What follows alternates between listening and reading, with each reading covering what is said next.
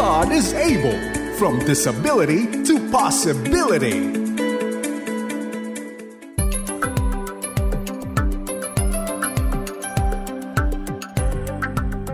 Sa pinagpalang umaga, hapon, gabi, mga kaagapay, magkakasama na naman po tayo. Kamusta?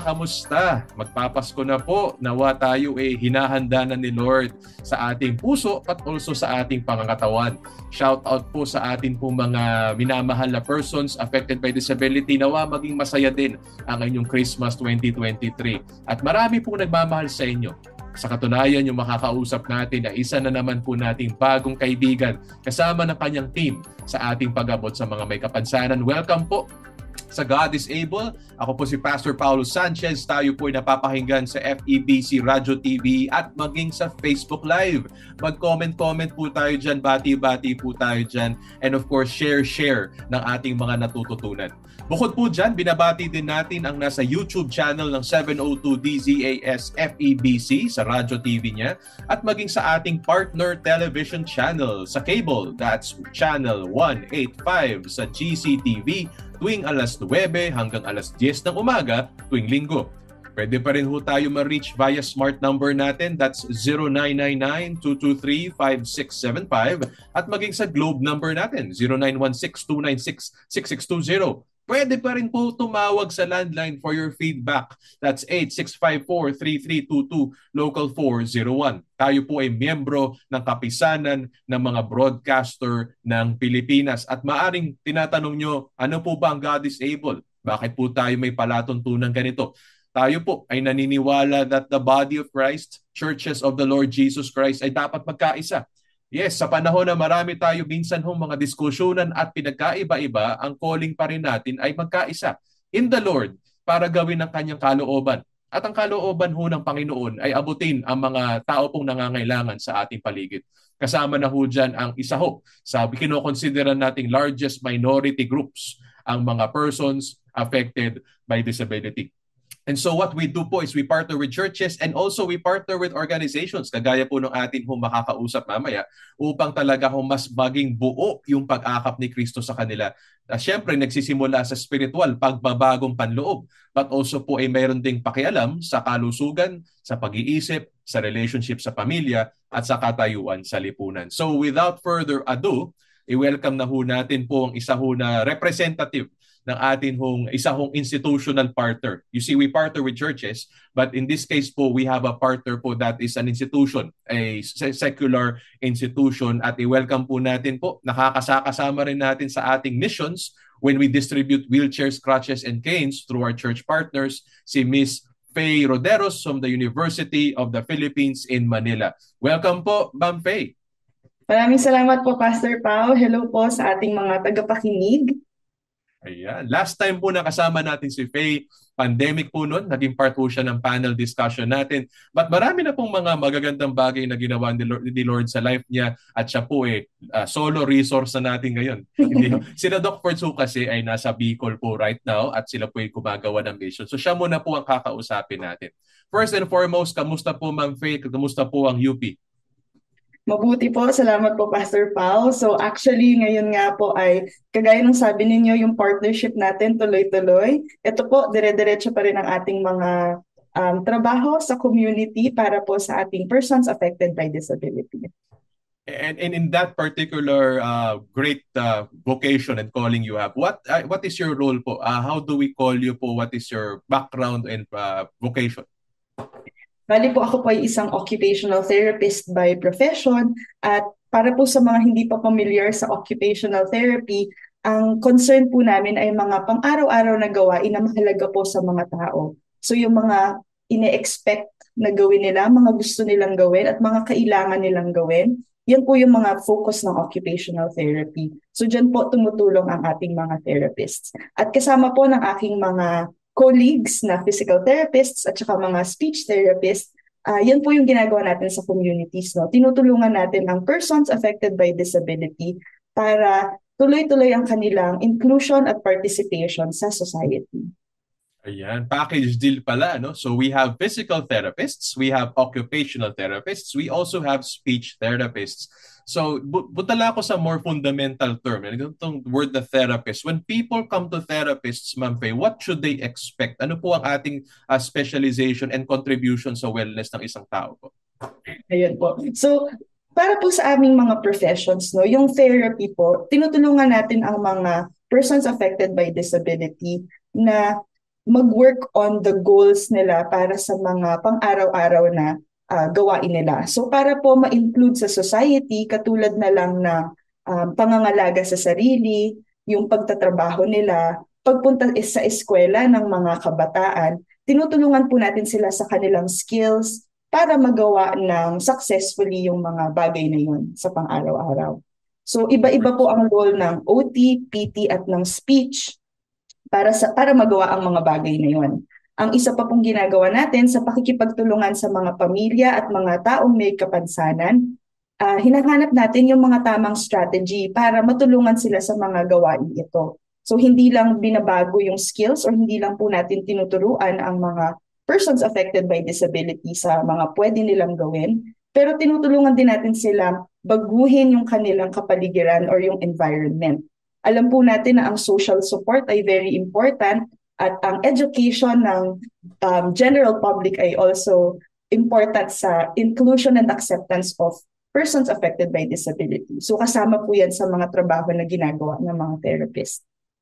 Wow. Mga kaagapay, minsan kasi iniisip natin natatapos na po sa doktor, sa for example, pedia or developmental pedia, yung atin pong paghahanap po ng kasagutan sa ating tanong sa kapansanan o paghahanap ng tulong intervention sa atin mga minamahal na may kapansanan.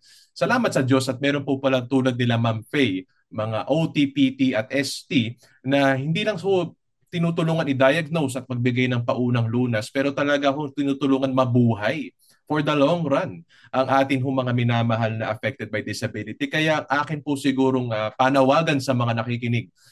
Tayo po nawa, bigyan ho natin po ng kahalagahan ang atin pong pagpapakonsulta sa atin pong mga therapist. Ano po, wag ho natin po isipin na mamaya na lang yan. Alam niyo po, time is precious. Lalo na po sa lumalaki nating anak, baka po yung absence ng early intervention ay maging costly po in the long run. Let us seek help kaagad hindi lang sa doktor at pedia kundi sa mga therapist bigyan ho natin to ng time, ng effort. At yun nga lang Ma'am Faye, may rami ho kami na encounter sinasabi ay parang hirap naman maghanap ng therapist o magastos ito. So ano po ba ang realidad ngayon ng atin pong state of therapy, rehabilitation sa bansa at ano po ba mga options ng ating mga kababayan? Opo. So, totoo po yung Pastor Pao, no?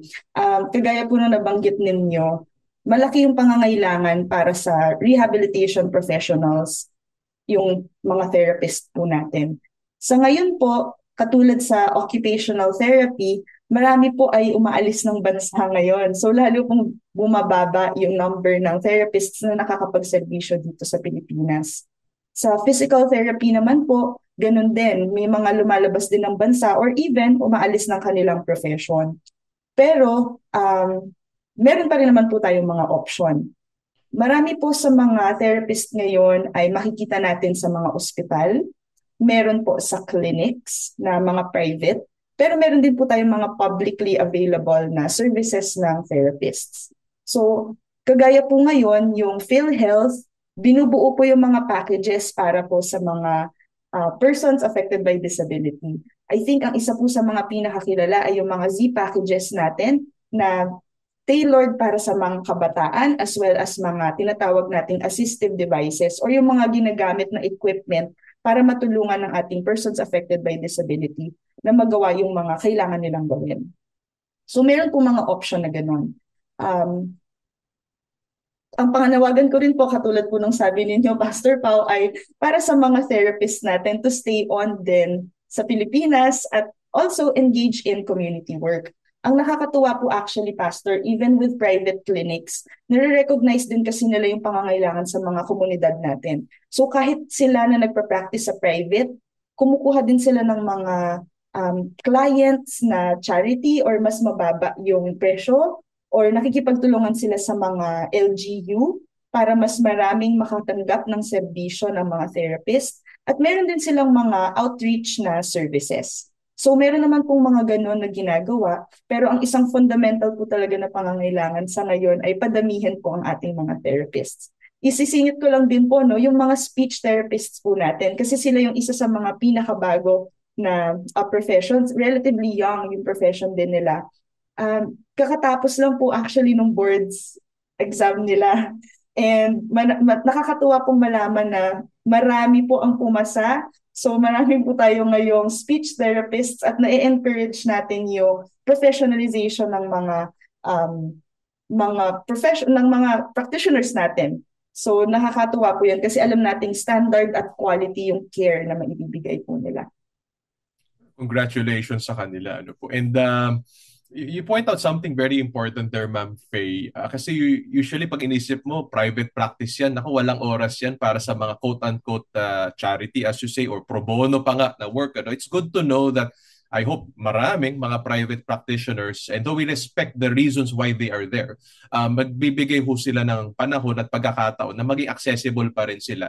Kasi as we go around the country, I don't think this is anecdotal already, Ma'am Faye. Pag yung team namin naglilibot, dahil nga po holistic ang approach natin sa God is Able, gusto natin abutin din yung pangakatawan at pamumuhay ng tao may kapansanan. Isang sa mga hinahanap natin ay yung therapist na publicly available. And we've been to a province, say for example, I will not name the province in Southern Luzon, na talagang when we ask the pastor who is connected with local government, so he's not coming out out of the blue or coming out as a fish out of the water here, hindi niya kilala kung sino ang therapist nila. He had to make a call. Hindi rin kilala nung kausap niya sa telepono kung sino ang, for the whole province, ang pwedeng on-board na therapists. And so, that's one way of trying to compensate by private practitioners committing a certain time. And of course, yung sinabi mo, panawagan natin ulit. Mas dumami po ang mag-take up ng courses like this at pag-graduate nila. Of course, may kanya-kanyang dahilan tayo for taking this, pero nawa ipag-pray din nila, i-consider nila yung viable options na meron by staying in the country and even perhaps doing public practice. Bukod dun, Faye, anong nakikita mo kaya pwede pa nating gawin to compensate for the great need for therapists all over the country? So sa ngayon po, actually, ang isa din nating tinatrabaho yung mas ma-integrate pa yung rehabilitation, as we call it, or yung services ng therapy into our health system. So, kasi katulad po ngayon, di ba, kahit yung services ng mga doktor, nurses, mga public health workers natin, in general, meron pong kakulangan. Kaya po ngayon, tinuturuan natin yung mga estudyante, yung mga nagte-training pa lang maging therapist, para bumalik sila sa kanya-kanyang mga komunidad para mas marami ang workforce natin doon sa mga probinsya. So nagkakaroon din po tayo ng mga partnership, katulad na lang po sa UP, para makatulong din kami sa current state, no? Kasi hindi naman po madalian yung solusyon para dito na pagpapadami ng mga therapist at ng serbisyo natin. Nagpa-partner po tayo sa different institutions. At kasama na po dyan yung mga LGU at mga organization katulad po ng God is Able. Kasi dito po sa partnerships na to, mas lalong natutulungan at mas lalong napapalakas yung mga serbisyo natin para sa persons affected by disability. So yun po yung mga I think ginagawa ngayon. And hindi lang po UP. I think lahat po or marami sa mga ating mga educational institution ay ginagawa din yan. Even with professional organizations po sa OT, PT, and speech, yung tinatawag po nating national professional organizations, marami din pong partnerships para masigurado na yung mga pangangailangan sa serbisyo ay natutugunan natin unti-unti. Thanks for that. So very, very important po yung mga share ni Ma'am Faye na yung pagbibigay ng integration but also yung pagkokonekta ho natin sa ibang mga organizations kagaya po ng God is Able. Talagang tulong-tulungan po tayo. I guess that's the way forward. Magtulong-tulungan tayo. We'll get to that part towards the second half of this conversation kasi curious din ako sa paano nga ba ang UP at God is Able ay naging UP Camp in particular at God is Able ay naging mag-partners in this advocacy. On a more personal note lang po, para mabigyang diin din po sa mga tagapakinig natin, especially parents, yung kahalagahan po ng pag-intervene, pakikipag-partner with the therapist. Gaano kalaking difference does it make really when a child or someone with disability goes to rehab, goes to a therapist, gets a strategy, gets a plan. May mga cases ka ba in which both ways na early intervention yung bata, ang laki ng natulong sa kanya. At meron ka bang alam or mga alam na hindi to ginagawa? Hindi, maaaring tinatago sa bahay anak nila, they're too busy or hindi accessible ang therapist at sobrang naging costly ito sa paglaki ng bata. So actually po, Pastor, no, marami po tayong mga kwentong ganyan.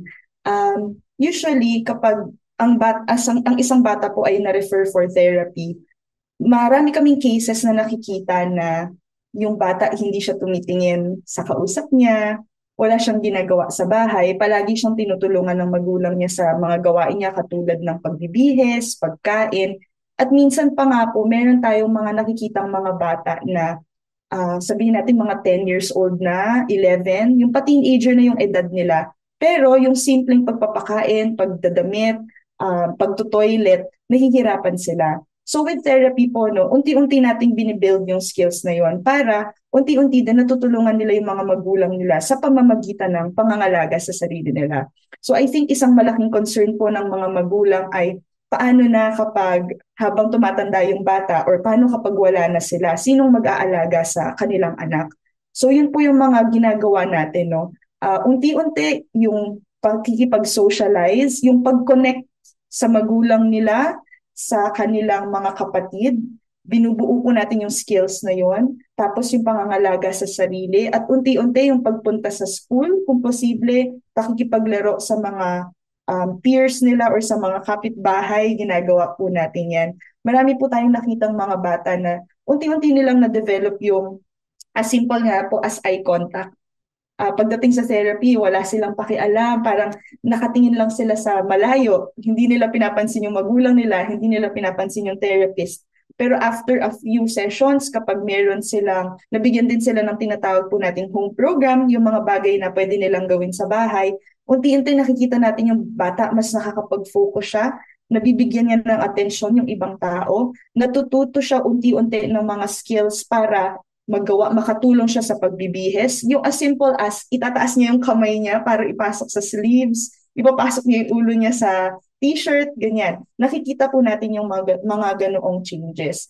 At syempre nakakatuwa din po lalo kapag nakikita natin silang nakakapunta sa school o kaya nakakalabas sila, nakakapunta sila sa mall. Tapos nag-i-enjoy yung buong pamilya. Kasi naririnig po natin yung mga kwento din na yung simpleng pagpunta sa mall, sa simbahan, nakaka-stress sa mga parents. Meron po akong isang recent na kwento na narinig na parang yung nanay, natatakot siyang dalhin yung anak niya sa simbahan or sabi niya ayaw niyang dinadala sa simbahan yung anak niya kasi I think na-overwhelm yung bata. Tapos kapag umiiyak yung bata, nahihiya yung nanay na pinagtitinginan siya ng mga tao. Pero gustong-gusto ng nanay na pumunta sa simbahan at nakikita niyang importante sa kanila yon. So nagkakaroon siya ng ganong conflict. And with therapy, hinahanapan po natin ng solusyon or ng strategies. Paano ba natin unti-unting masasana yung bata sa ingay, sa dami ng tao sa church, para matolerate niya unti-unti yung mass at yung mga gawain sa simbahan. So yung mga ganun po. Sa mga adults naman, meron din po tayong mga kwento, lalo na po, di ba kapag adults na tayo, halos established na yung skills natin. Marami na tayong nagagawa. Nakikita na natin yung roles natin sa buhay. At minsan yung disability, dumarating siya, nagkakaroon ng isang kondisyon na nakakakos ng disability. Tapos yung mga dating ginagawa natin, nawawala or nababago. At nakikita din po natin yung mga kwento ng mga taong ito na kunwari natigil sila sa trabaho kasi nagkaroon sila ng kapansanan. With therapy, kapag practice nila yung skills nila, unti-unti, katulad ng mga na-stroke po, nahihirapan silang tumayo sa kama, nahihirapan silang lumakad, nahihirapan silang humawak ng mga bagay. So unti-unti kapag nag-exercise po tayo, ginagawa natin yung activities sa therapy, sinasanay muli natin yung mga gawain, natututunan po nila yon ulit. So yung mga pangangalaga ulit sa sarili, pati po yung pagtatrabaho, pagbalik sa trabaho nila, nagagawa po iyon. Meron din po tayong adults na ang nagiging concern naman ay mental health. So kunwari, depression po. At minsan, dahil dun sa depression, nahihirapan silang gawin yung mga sa tingin nilang kaya or dapat nilang ginagawa. So, with those kinds of situations naman po, nakikita ko na din yung mga clients na or yung mga nakikita nating adults na unti-unti na-work on nila yung confidence sa sarili, yung thoughts nila about what they're doing and their work. At with those interventions sa kanilang coping, sa kanilang thinking, nagkakaroon tayo ng better coping with everyday life at nakakabalik sila sa kanilang mga typical na ginagawa. So yun po yung mga kwento, no? Sobrang dami po actually ako naiisip na mga tao dun sa tanong na yun, Pastor, no? Pero yung unti-unting progress, yan po siguro yung isa sa mga bagay na talagang tumatatak sa aming mga therapist. Kasi hindi overnight na babalik ang mga skills or natututunan yung mga skills. Pero pag nakikita natin yung mga simple progressions, malaking bagay na po actually yun towards being more included in the community. Mukhang kulang yata yung 1 oras para i-share lang ni Ma'am Faye sa atin lahat ng mga nakita na niya at na mga kasama ko niya. But it's very, very encouraging. Ano po, ang laking difference na magagawa. Sometimes kasi, nabanggit mo kayo na pagpaso ng kamay sa sleeve ng damit, minsan po kasi para sa ating mga quote-unquote normally functioning, ay hindi na natin binibigang halaga itong mga routines na ito. But number one, it's possible pala that someone who can be so disabled, syempre, depende sa kanyang kalagayan, can actually do something as basic as this. And number two, more than this, makapamuhay ng normal life, makapag-aral, makapag-church. And on the point of church, nabanggit kanina ni Ma'am Faye, syempre, tutulungan ng therapist yung magulang at yung bata na maging sanay sa mga sensory overload or sa mga nangyayari sa paligid in a social environment like a church or a mall or school, at let alone matuto, mag-cope at mag-adapt sa ganong environment. Pero I guess may role din ng community Kasi kami naman sa God is Able, yung mga kwento na naririnig na amin is that hindi naman namin nilalahat, pero dahil nga po sa awareness, I suppose, kaya nga po kailangan advocacy work with friends from UP, for example, is because tayo naman sa church, hindi natin alam paano ang pagtugon natin. Once halimbawa may bata na umiyak, mag-tantrum, na may special needs sa kalagitnaan ng church, at yun nga po isa sa mga malungkot na kwento natin dahil nga hindi alam nung security volunteer kung paano i-handle, binukat yung bata papalabas. So, syempre, napahiya yung magulang. I'm sure yung bata may effect sa kanya yun. Hindi naman natin sinasadya. We don't mean people harm, ano po. Pero because nga the lack of awareness, understanding, ano po, naging minsan sagabal din po ang mga maliliit na bagay na to, na ang mga may kapansanan ay makapagsampa sa Panginoon, maging part ng community, and other things that ginagawa natin. Kaya hinahanap-hanap natin sila. Nasaan sila? Nasaan sila? Yung pala ay iba sa kanila ay may mga karanasan na ganito. Kahit sa mga may kapansanan, for example, na may mental health condition, heard many stories as well na dahil nga po sa lack of awareness, not only in the church but all over, meron talagang stigmatizing na nangyayari. So, ang hindi tama yung pakikipag-usap, may mga minsang nabibitawang salita, even with good intentions na nabibitawan that they may read or interpret the wrong way if hindi po tayo very sensitive sa ating pag-communicate. Sa atin mga non-verbal communication at syempre in how we respond to their expression of, for example, depression, halimbawa, or maybe yung, God forbid, may suicidal thoughts. Ano po, paano tayo magsagot sa mga ganung bagay. And so we really need a lot of awareness and a lot of coming together. Hindi lamang po natin kailangan ng therapists. May role din po tayo, church, may role din tayo, community, na maging mas sensitibo through awareness at mas maging responsive. Whether you're aware or not, being responsive is being human.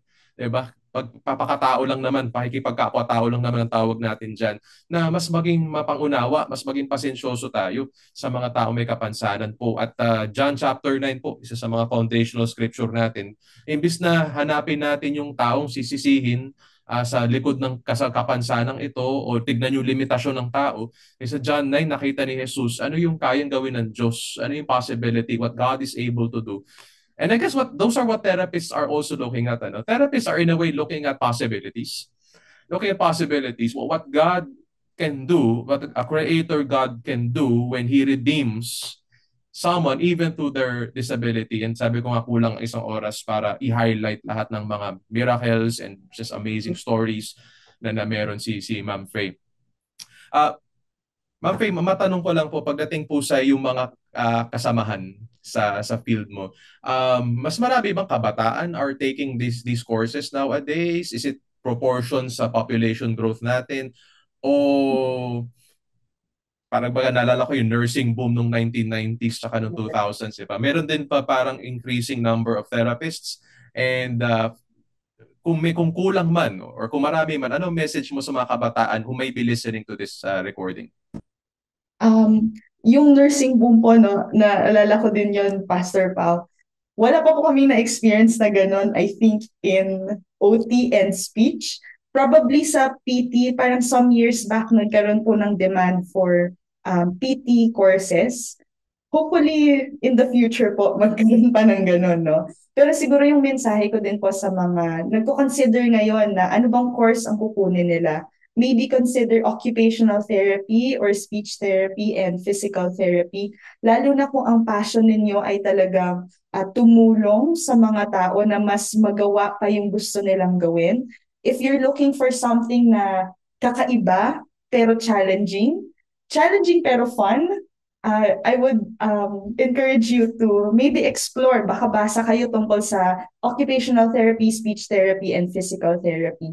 Iba-iba yung focus namin, pero at the core of it, really, what we want to do is help enable people do the things that they want to do. So beyond medicines, beyond hospital interventions, ito talaga gagawin natin yung mga pang-araw-araw na demands sa buhay natin at tinutulungan natin ang mga tao na ma-meet yung mga expectations na yon sa kanilang sarili or makaparticipate pa sila sa kanilang community. So yun siguro yung mensahe ko at marami tayong resources ngayon. Pwede niyong tignan yung different universities offering these courses para mas matutunan nyo ano din yung ginagawa ng mga professions na to. And I would say na as a former student, no, very fun din yung method or yung process ng training ng therapy. So, yun siguro yung mai-offer ko sa ating mga kabataan. Ayan. So, sa mga millennial, Gen Z at Gen A dyan na nakikinig, there is something also for you if you take up these courses po, these therapy courses, and hindi lang fun yung pag-serve mo. Pero sabi ni Ma'am Faye, pati yung process of learning ay ginawa na rin nila sigurong fun. Well, actually, very hands-on naman talaga yung course. Very engaging siya in that way. So, nakaka-interesting nga. Kahit mga kaming hindi naman from that field, curious kami how you do things. What more pa kaya yung mga taong formally taking up the course. So, mga kabataan dyan, people from institutions like UP, other universities offering this are doing their best na gawing as engaging, so relevant sa inyo. But the fundamentals are there. Talagang gugustuhin mo ito because the kind of things you will be doing to serve people. Sabi nga ni Ma'am, to enable people to live normal lives, meaningful lives. Ano pa ba hahanapin mo, di ba? Ibang ang course, not for anything else. Iisipin mo, ano kaya contribution nito sa society? Ano kaya contribution nito sa buhay ng tao? Lahat naman yan meron. Pero sa kanilang mga line of work, I guess, mas upfront, mas direkta at mas simple at mas clear in that sense, yung tulong na may ambag mo sa buhay ng tao. So, ayan, mag-sign up na po kayo. Consider nyo po na maging therapist at lingkod ng bayan one day. Quick follow-up question to that. Ano ba usually ang mga misconceptions nila or mga hindrances, barriers to entry? Bakit hindi sila confident or comfortable taking this course? For example, ako, siguro iniisip ko masyado bang technical yan o iniisip ko baka masyado bang or iba siguro baka merong iba yung medyo nahihiya o nahihiya sa mga kailangan nilang gawin na sensitibo in handling a person. Ano ba usually yung mga kailangan i-clear about those things? Actually po, yung awareness, yung number one. Kasi we still get students na parang sasabihin nila, nakita ko lang to ma'am sa listahan. Hindi ako sure kung ano, pero parang interesting yung tunog. So, I think na madalas na overlook yung mga courses na to kasi even in the health system nga po, hindi masyadong familiar with occupational therapy. We have other health professionals who are not familiar with occupational therapy, speech therapy, as well as physical therapy. So, yung awareness po talaga yung big factor doon. Marami na po tayong ginagawa ngayon in the professional organizations, in universities, para mas makilala po yung mga professions natin. No? Kaya very grateful din po kami for opportunities like this to really talk about the profession and the work that we can do.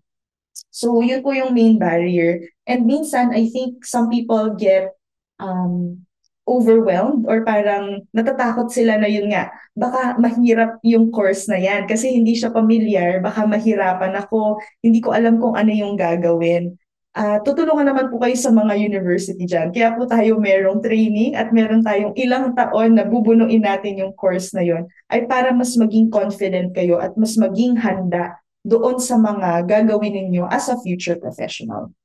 Yan, sa mga kabataan nakikinig nito, well, that's very interesting. Meron palang kumukuha ng course dahil nakita lang sa roster of courses at na-curious lang siya. So, even up to that point, yung awareness talaga, even of the course, the profession, it's the field itself, kailangan po. So, I hope doon sa mga nakikinig nito, you take an interest, even before you look at the roster of courses, you take an interest. Ang dami naman resources, mag-Google ka, mag-YouTube ka. I'm sure may mga nagva-vlog dyan na mga therapists, sharing the day in their lives to get you a sneak peek sa buhay nila. But more importantly, pray that you may have the heart to really step up and meet up this calling kasi hindi rin to basta-basta and for many among them, they've given up their lives, their future prospects, even their residences, their comfort zones. They've had to leave. They go to the provinces, they go to Katanayunan. This is also something that takes heart. It takes a certain mold of person to be in this. It may more of our youth naniniwala naman ako ang asset ng kabataan is they're always looking for something worth fighting for, worth doing with their lives. Maybe may dagdag na sense of excitement or thrill. I believe the therapy courses have all of those and more. Mapunta ako sa devices. You also mentioned about the role of assistive devices. At in God is Able, we're blessed with a program called Gift of Mobility, where we distribute assistive devices like wheelchairs, crutches, and canes. Kaya lang po, ang advokasya namin, naging mahalagang input ng mga friends natin from UP in this, is magbigay ng appropriate devices. Mga devices na talagang sukat at ayon sa pangangailangan na makakatulong talaga.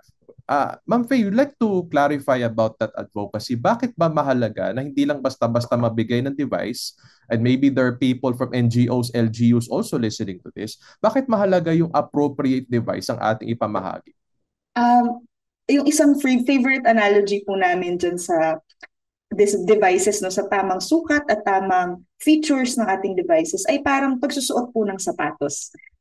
Katulad natin, di ba, nagsusukat po tayo ng sapatos kasi tama dapat yung sukat niya para hindi masakit sa paa, komportable dapat siya para kahit na malayo yung lalakarin natin, hindi tayo mahihirapan dun sa ginagamit nating sapatos.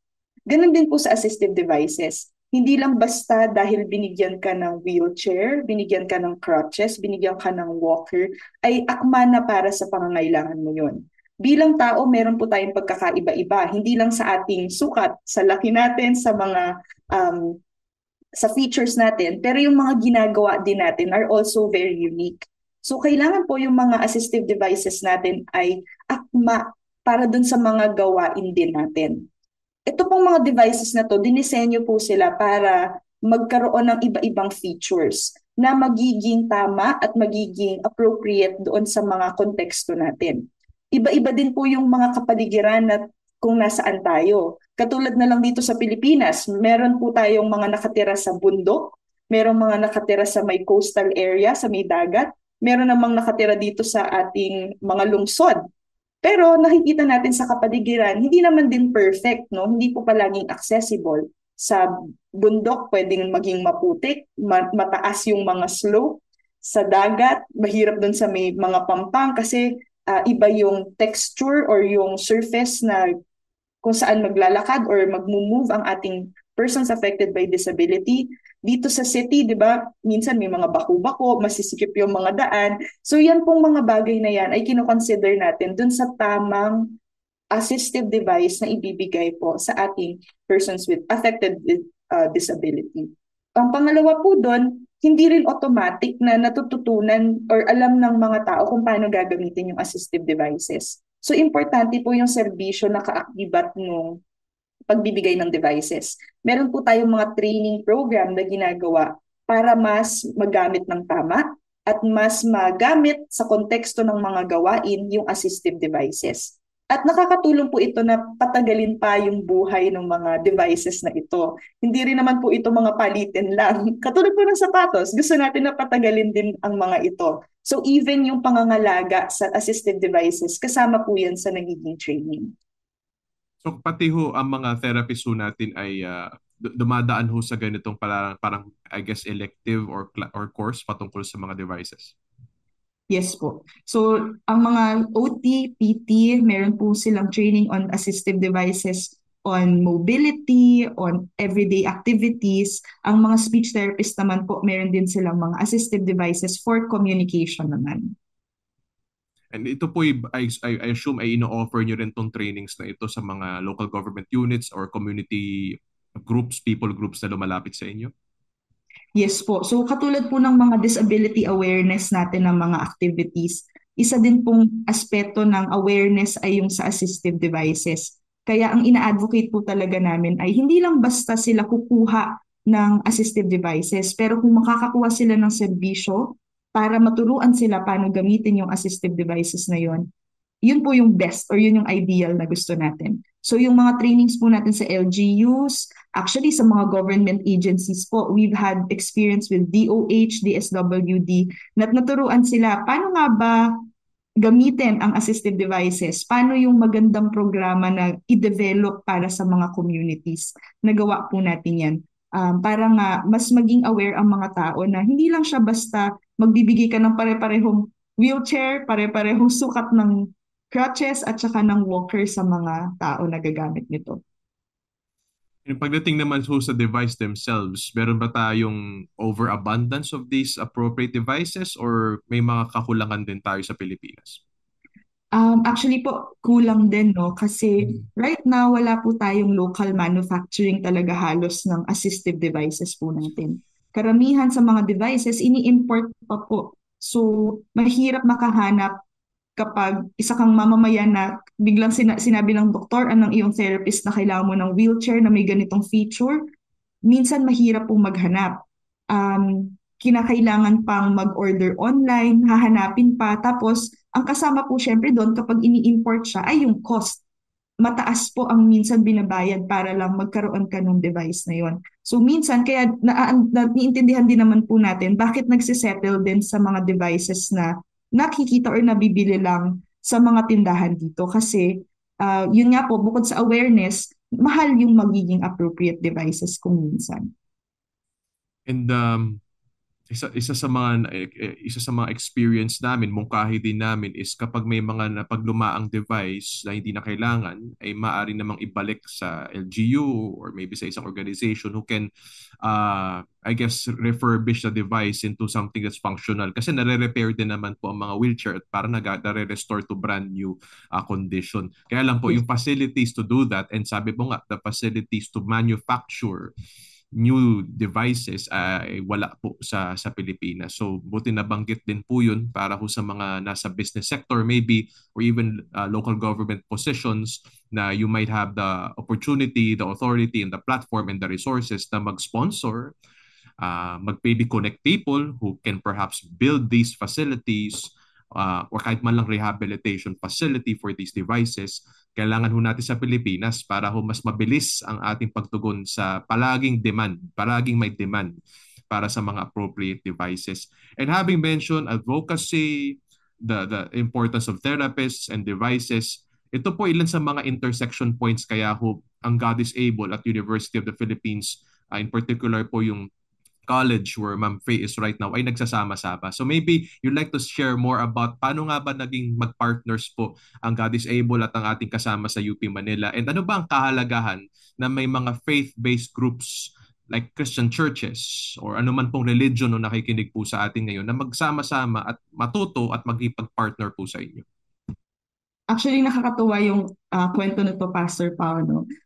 Sa end kasi ng mga therapist, lalo ngayon nitong mga recent years, mas nagkakaroon ng awareness ang mga health professionals that we have something we called spiritual health.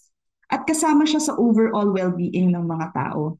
Dati pinag-uusapan namin na ang kalusugan, hindi lang yan basta dahil wala kang sakit.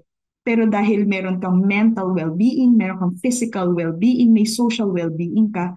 Pero ngayon, mas nadadagdag po doon sa mga components na yun, yung spiritual well-being. As therapists or as health professionals, meron din naman po kaming kaunting nalalaman through research, yung sa mga libro na sinasabi about how do you foster spiritual well-being talaga, no? Pero nakita namin sa communities, yung trabaho po talaga natin na partnering with different sectors ay nakakatulong na ma-enhance yung trabaho na ginagawa natin sa community. Bilang health professional po, no, ang perspective namin ay pwedeng limited lang. Dahil syempre yung perspektibo ng isang health professional, yung training ng isang health professional, ay merong mga certain frameworks na ginagamit lamang. At para masigurado natin na yung pangangailangan talaga ng persons affected by disability ay matugunan, kailangan nating mag-collaborate with other sectors. So before, ang very very obvious na partner ay yung sa social work din. Kasi nga yung pagbibigay ng devices, pagbibigay ng financial na tulong, paghahanap ng resources, madalas po nasa social work aspect naman ng trabaho yon. Pero yung trabaho po namin sa UP, kagaya po niyan, kasama po ng mga mentor ko, sina Doc Ferds at saka sina Ma'am Penny, kapag lumalabas po sa community, nakikita natin na lalo po sa Pilipinas, di ba, malakas na impluwensya sa kanila ang relihiyon at ang kanilang faith. So isa po yan sa mga bagay na nakikita namin nagpapalakas sa maraming mga pamilya. At nakikita din natin na ang isang tinatakbuhan talaga nila ay church at yung mga organizations na faith-based. So doon po sa mga nakikita natin ganun, nakakita kami ng potential. At very thankful po kami, and I think it was really meant to be, na ang God is Able po ay naghanap ng partners para sa mga missions, no, dun sa mobility devices. So nakakatuwa po yung ganitong partnership kasi nakikita natin yung different roles ng iba-ibang sektor at iba-ibang mga organization. So, nagsimula po sa pag-volunteer ng mga therapists. Ang God is Able ay naghahanap ng mga volunteer therapists. Tapos kami naman po, o sige, tulong tayo kasi nakikita natin yung value sa pag-iikot sa mga community, lalo na dun sa malalayo. At nagsimula po doon, I think, yung mag-grow talaga yung partnership sa ganitong interview. And then later on, I think ang isang nakita ding value ni UP ay yung partnership with organizations who are actually doing the work in the communities. Kasi ang limitation din naman namin as an educational institution ay malaki yung role namin sa pagtuturo sa mga estudyante. Pero nakikita din namin na kailangan lumabas tayo. At through God is Able, through our partnership, natutulungan po ang mga faculty as well as yung students na mas makalabas pa at makita yung actual na nangyayari on the ground. So in that sense, that partnership really enhanced po, no, yung mga opportunities para sa ating therapists and future therapists as well as partner communities na matanggap yung holistic na care na hindi lang basta health, hindi lang basta assistive devices, pero may kasama yung serbisyo, merong kasamang spiritual activities para ma-foster yung kanilang pagsama-sama bilang isang community, bilang isang church. Well said, Ma'am Frey. At nakaka-encourage, I think naging very clear why we come together. God is Able, UP Manila, yung allied health professionals natin. At syempre po, baka may nakikinig pa nito and maybe after this interview, you're a church, a faith-based group, you want to partner with God is Able, just send us a private message sa Facebook page natin, God is Able International Foundation, or you are an NGO or any form of entity na may ganitong burden, you wanna approach UP to get some training, maybe to request na sumama sila. For example, meron kayong medical mission or meron kayong outreach na gagawin, of course, through proper channels and of course, through proper conversation. But I'm sure ang puso ng mga taga-UP, mga taga-UP naman tayo, Faye, ang puso talaga natin is talagang para sa tao. Magbigay ng ating sarili sa tao. And so I'm sure UP will find ways na matugunan yung pangangailangan. Baka tayo ang kailangan humamon sa kanila, na magbigay sa kanila ng demand para ma-deploy. Kasi may mga estudyante sila na already actually oriented one of their batches na talagang naghahanap ng opportunities kung saan magagamit yung kanilang natutunan. Kami sa God is Able, limitado rin kami. We cannot always give them on a weekly basis na mga people to see, to visit, to follow up.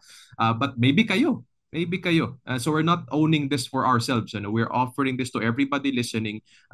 People like Faye, UP Manila are there for you. God is Able. Sa mga churches listening to this, kami narito naman din para magtulungan tayo at mag-connect-connecta po tayo. Ma'am Faye, time is flying so fast and I've learned so much. But before we end, siguro, ano ang pangarap mo?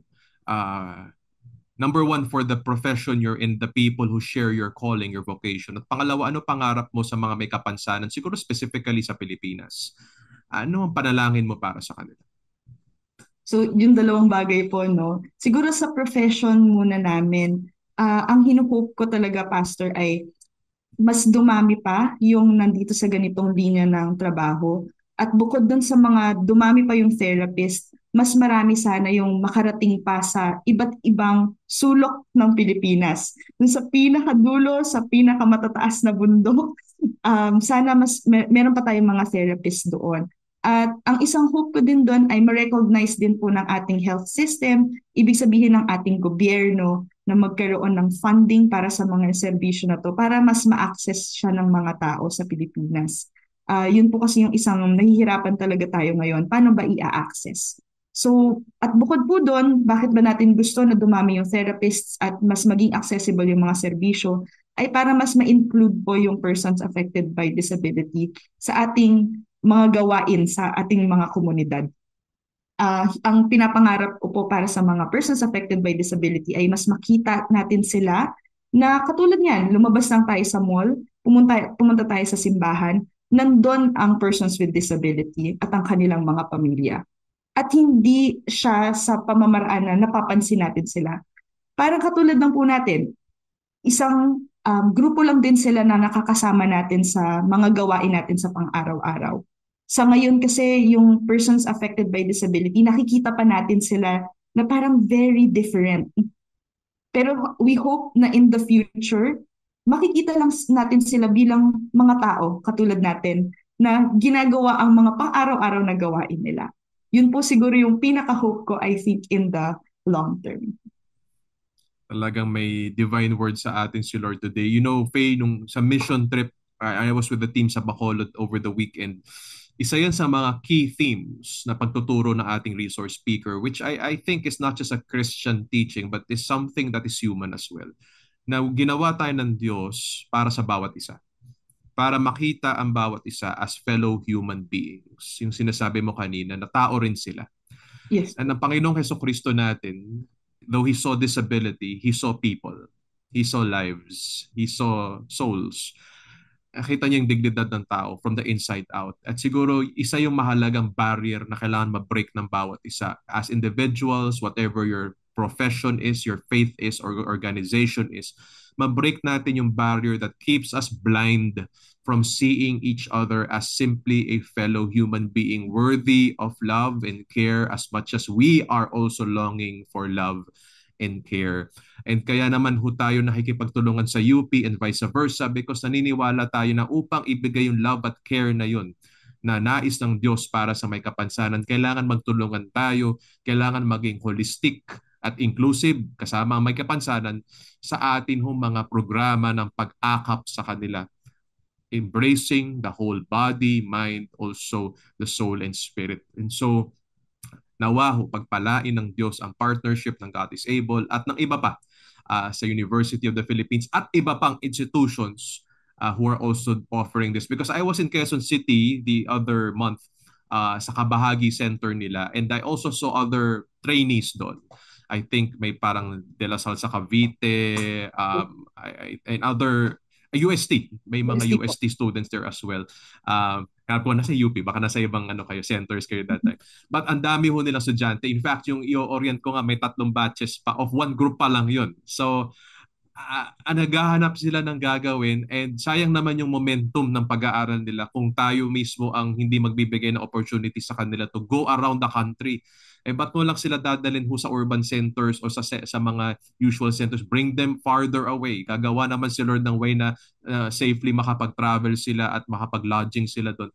Kasi I think part of the reason is immersion, Ma'am Faye. Pag nakita nila yung need, nakita nila yung community, Mhm. mapapamahal sila doon eh. Baka yun isa rin yung way para i-consider nila in the future na hindi lang naman magstay doon pero bumalik-balik doon.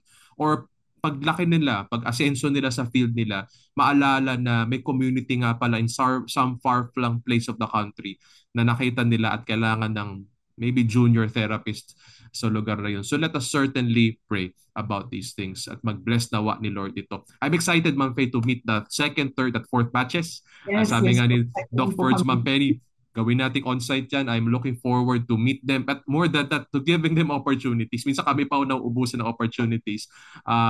So to churches listening to this, usap tayo, baka kayo ang gamitin ni Lord na maging opportunity. Baka malaki yung community nyo o maraming PATs sa lugar ninyo. Bago magtapos, Ma'am Faye, una sa lahat, maraming salamat. Mukhang masusundan ito na mas malalimang pag-uusap, especially as the partnership rolls on.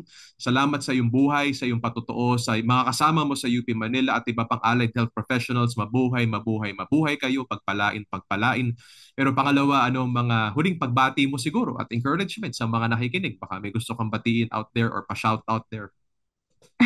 Maraming salamat po sa opportunity, Pastor Paolo. Marami po tayong napag-usapan today dun sa very, very short time na yon. But shout out lang po to the CBR team ng UP Manila Camp and sa mga partner communities po natin. Marami po kayo at nagpapasalamat po kami ng lubusan para sa lahat ng opportunity na makipag-partner sa inyo sa ating trabaho na ginagawa sa mga community. At yun po, sana po ay magtuloy-tuloy ang ating mga partnership at hopefully in the future, mas marami pa pong mga connections na magawa sa mga different organizations, different institutions para po sa ating persons with disabilities. Thank you, Ma'am Faye. Before tayo magtapos, ready ka ba sa isang round robin of fast talk?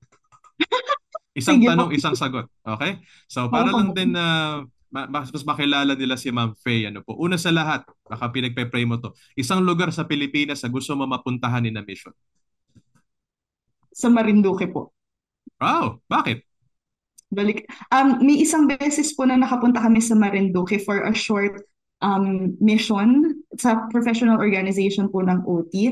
At sila po yung puso ng Pilipinas, nasa kalagitnaan po sila ng Pilipinas. So, Yeah. it's somewhere na gusto ko pong balikan at makita pa yung mga persons with disability doon. So shout out sa mga nasa Marinduque, Ma'am Faye may be coming your way or kayo na po sumulat sa kanya formally. Pangalawa, 2 out of 3. Fast talk questions natin. Pinaka-surprising sa'yo about your field and profession? Pinaka-surprising po. Parang ang hirap ng tanong na yun. Aside from the many miracles and amazing stories. Siguro po ang pinaka-surprising sa akin sa profession ko ngayon ay kung gaano ka-creative or ka-diverse yung pinapasukan ng mga therapists. Every day, meron po kami natututunan na bagong initiative, bagong programa na nakaka-surprise pa din sa akin. It's pleasantly surprising na malaman na ang dami pang pwedeng gawin, maraming points of collaboration, points of intervention na pwedeng gawin. Hindi lang sa therapy actually. Praise the Lord. Ano po, ang dami pa palang pwedeng gawin. At third and final question, hindi naman to pang beauty pageant question but maganda lang na tanong na rin para sa iyo. Some word of wisdom that your mentor told you na talagang or teacher told you na really stuck with you at baon-baon mo up to today. Marami-rami po ito. Pero pag-iisipan ko saglit, Pastor, Go I lang. think ang isa sa mga tumatak po talaga sa akin yung partnership with the community na hindi sila recipient ng serbisyo, hindi sila naghihintay lang na mabigyan, pero ang community ay isang living being. Bilang komunidad, meron mga kakayahan na pwede tayong gamitin at sila mismo bilang isang community, meron silang dreams and hopes na meron silang efforts para ma-achieve yung dreams and hopes na yun. So bilang mga professionals na nagtatrabaho sa community, we recognize that autonomy, that ownership, at yun yung palagi ko po binabalikan na bakit meron tayong partnerships. Kasi ang bawat isa ay merong kakayahan, meron silang sari-sariling mga naiisip, at meron silang sari-sariling mga strategiya sa kanilang mga pang-araw-araw na gawain. Praise God. Well said. 3 out of 3. Panalo po.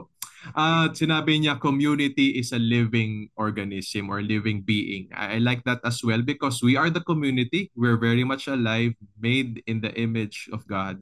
At tinawag nga po tayo to live in community with each other. At sana po kasama ho sa ating pakikipamuhay ang mga may hirap, ang mga tao po na may sakit, may kapansanan, ang mga tao pong nasa laylayan ng lipunan. Let us make our community really alive by making it more whole, by making it more inclusive. So, mga kaagapay, muli si Ma'am Faye Roderos po mula sa UP Manila. Maraming salamat, Ma'am Faye, hanggang sa ulitin po natin na pag-uusap. Maraming salamat, mabuhay po kayo at ng UP Manila at lahat who share your call and burden. Natapos na naman po ang halos 1 oras ng ating napakayamang pag-uusap.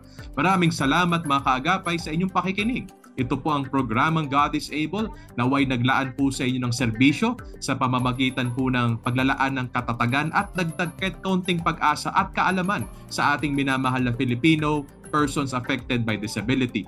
Ako po si Pastor Paulo Sanchez, naniniwala po through God and with each other, from disability, there are amazing possibilities. God bless you po and we love you. God is able. From disability to possibility.